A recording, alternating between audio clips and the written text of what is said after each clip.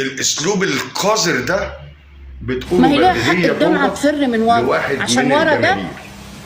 خرابه واحد من الجماهير اللي رايح بيكلمه واللي على جاي بيلعب اللايف فيه. فبترد عليه بالاسلوب عرفت القذر ليه ده. الدمعه فرت من هنا؟ لا، عارف وفي الدمعه بتنزل من أساليب عندك ليه أقذر من هنا؟ كده عشان قريتها المكان ده في بيطلع فيديوهات فيه تانية او كتير. في لايفات تانية. ينفع الكلام ده؟ على فكرة الاسلوب القذر اللي هي بتتكلم بيه ده، هي وغيرها من الفنانين ان كانوا رجال ولا نساء بيتكلموا بيه في الافلام وفي البرامج وفي اللايفات، وعلموا اولادنا من الجنسين الصبيان والبنات يتكلموا بالاسلوب القذر الوقح ده. لا، يمكن كمان بأسوأ منه ده، غير تعليمهم لاولادنا البلطجه في الافلام والمسلسلات. ما عادش فن مصر للاسف. للاسف دول قتلوا الفن المصري، قتلوه. ينفع الاسلوب اللي هي بتتكلم بيه مع واحد من الجماهير ده؟ والله لو انا هشتكيها بدل الشكوى 100 وارميها في السجن.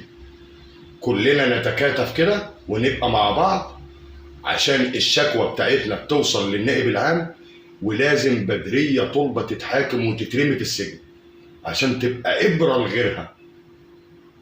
هي مش فاهمة أو بتستعبط أو بتتجاهل إن الواحد اللي من الجمهور اللي هي بتكلمه بالشكل ده هو اللي عملها، وهو سبب في كل اللي هي فيه. دي بتزعل من كومبارس، يعني بتقول لها يا كومبارس، زعلت قوي واتأثرت قوي.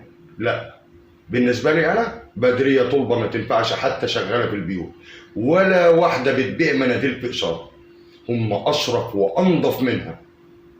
دي إنسانة قذرة. أيوة أنا بقول كده، قذرة. كلنا مع بعض نقدم بلاغ للنائب العام. عشان البلاغ يوصل لازم نكون مجموعة. وشكرا.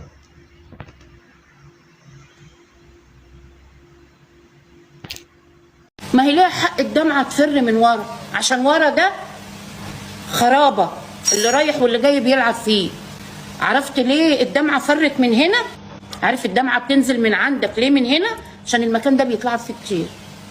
بناء عليه بنتقدم نحن جميعا الشعب المصري، الجماهير المصرية، للنائب العام ببلاغ للنائب العام في بدرية طلبة بمحاكمتها ومصادرة جميع أموالها.